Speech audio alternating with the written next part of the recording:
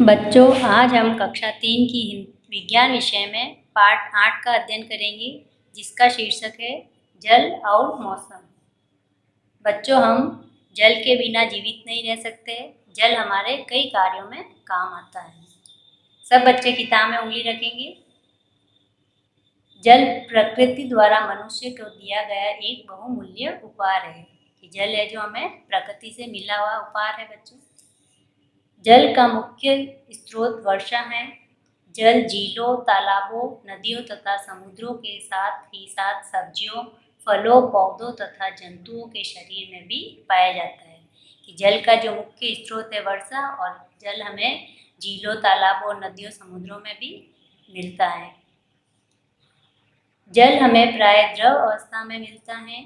जल सदैव ऊंचे तल से नीचे तल की ओर बहता है। जल जिस बर्तन में भी डाला जाता है उसका ही रूप धारण कर लेता है।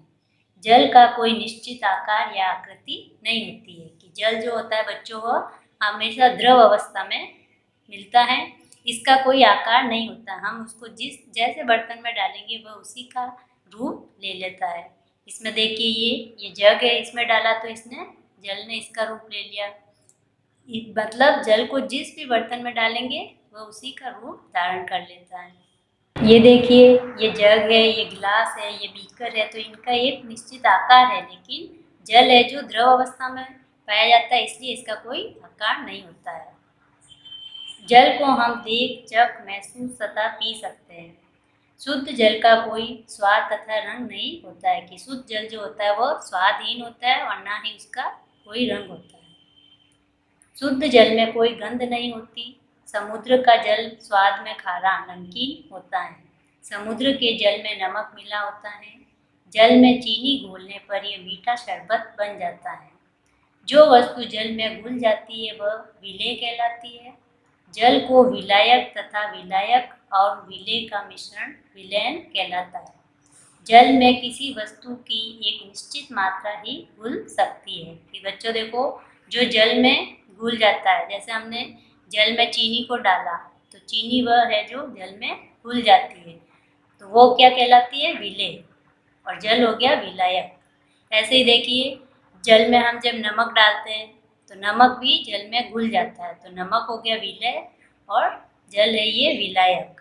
और इन दोनों का जो मिश्रण होता है वह कहलाता है विलयन।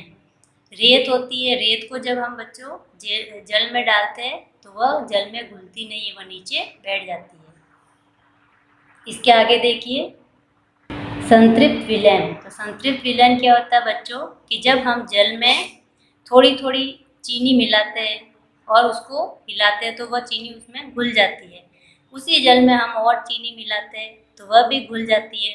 तो ऐसे लगातार हम उसमें जब चीनी मिलाते रहते हैं तो एक स्थिति ऐसी आती है कि उसमें चीनी घुलना बंद हो जाती है, तो वह कहलाता है संतृप्त विलयन।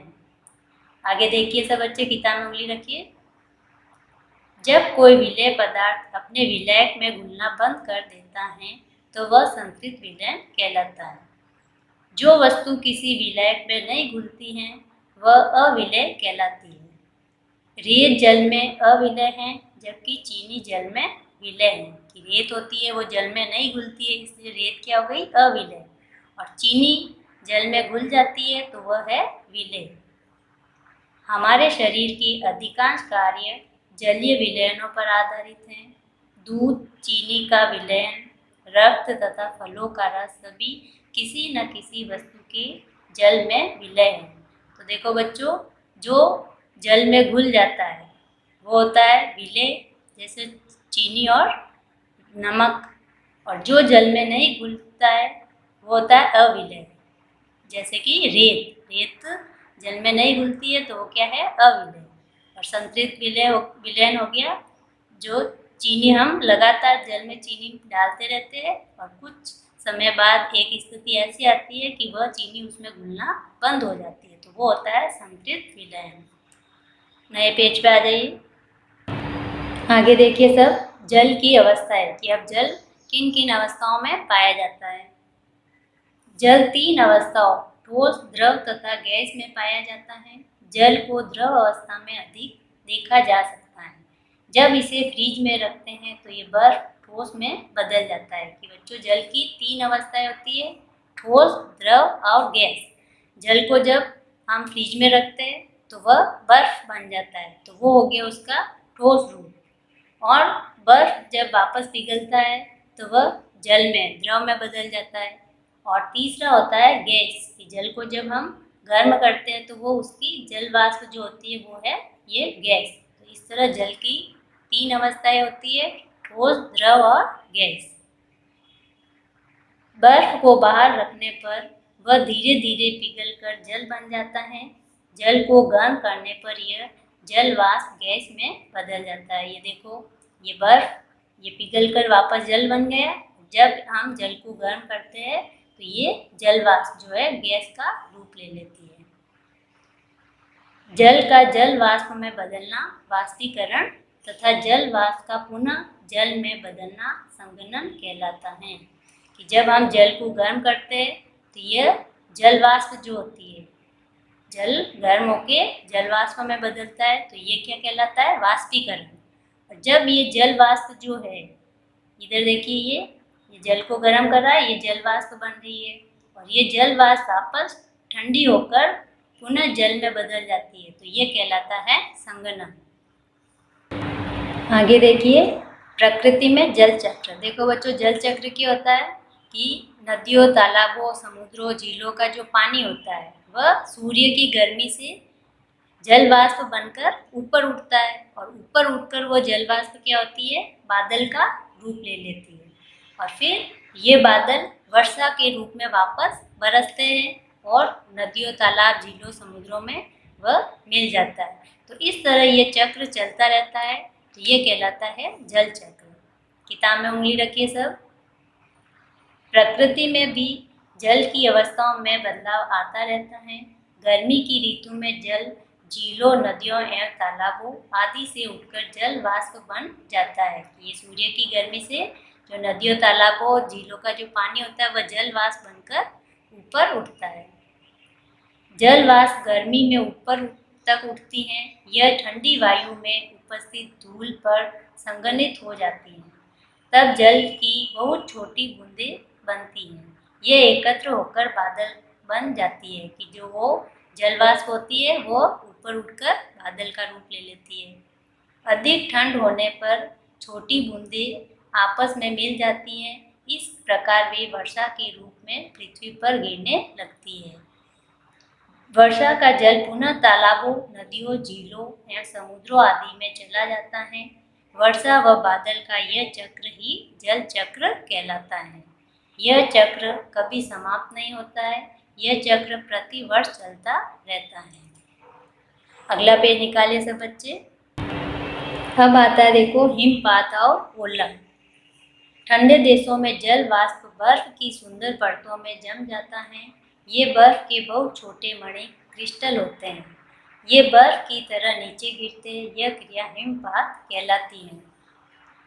बच्चों देखो, जो ठंडे देश होते हैं वहाँ पर जो जल वाष्प होती है वह बर्फ की परतों में जम जाती है और फिर वह बर्फ नीचे गिरता है। तो यह क्रिया क्या कहलाती है? हिमपात। आप लोगों ने देखा होगा जम्मू कश्मीर, हिमाचल प्रदेश, उधर के जो पहाड़ियाँ जो होती है, वृक्ष जो होते हैं, वहाँ पर बर्फ, उनके ऊपर बर्फ जमी रहती है, तो वो क्या होता है? हिमपात।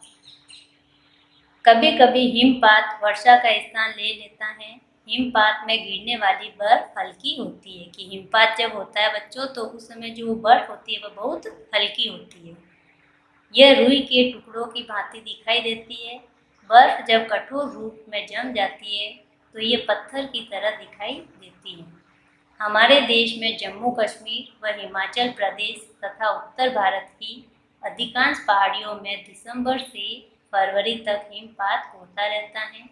वहाँ के पर्वत बर्फ से ढक जाते हैं। ये जम्मू कश्मीर, हिमाचल प्रदेश और उत्तर भारत है, तो वहाँ पर ठंडे प्रदेश है, तो वहाँ पर जब हिमपात होता है तो वहाँ की जो पहाड़ियाँ है, पेड़ पौधे, वहाँ पर उनके ऊपर बर्फ जम जाती है। और जो हिमपात में जो वो बर्फ होती है वो बहुत हल्की होती है और रुई के समान होती है। और जब वह बर्फ जम जाती है, कठोर हो जाती है, तो वह पत्थर की तरह दिखाई देती है और वह क्या होता है, ओले। आप लोगों ने देखा होगा सर्दियों में कई बार बारिश होती है तो उस वर्षा में बर्फ के छोटे छोटे टुकड़े, कठोर टुकड़े गिरते हैं, तो वो होते हैं ओले।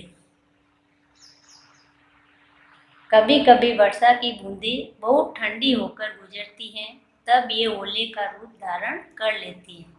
उस समय वर्षा के स्थान पर ओले पड़ते हैं, कि जो ओले होते हैं वो बर्फ के बहुत कठोर टुकड़े होते हैं। आगे देखिए सब बच्चे, कोहरा, पाला और ओस। कोहरा क्या होता है, देखो बच्चों, कि भूमि के निकट का बादल कोहरा कहलाता है। यह जल की छोटी छोटी बूंदों से बनता है। कोहरे में हमें अपने चारों ओर की वस्तुएं साफ दिखाई नहीं पड़ती है।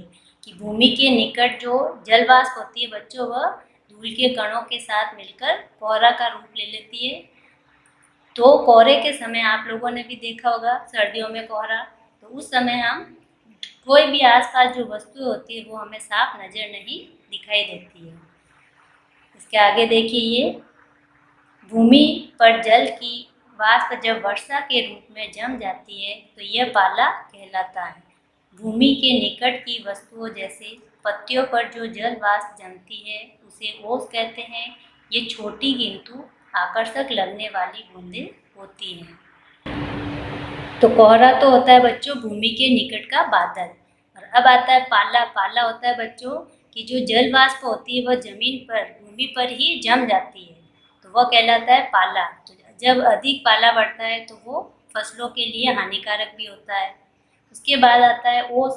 तो आप लोगों ने देखा होगा पेड़ पौधों की पत्तियों पर पानी की छोटी छोटी जो बूंदें जमी होती है, तो वो कहलाती है ओस। ओस की जो बूंदें होती है बच्चों, वह बहुत छोटी होती है लेकिन हमें बहुत वो अच्छी लगती है। तो आज हमने पढ़ा जल के बारे में, कि जल की 3 अवस्थाएं होती है, ठोस, द्रव और गैस। इसके आगे हम अगले दिन पढ़ेंगे मौसम। तो आज हमारा ये पाठ यहीं पर समाप्त होता है।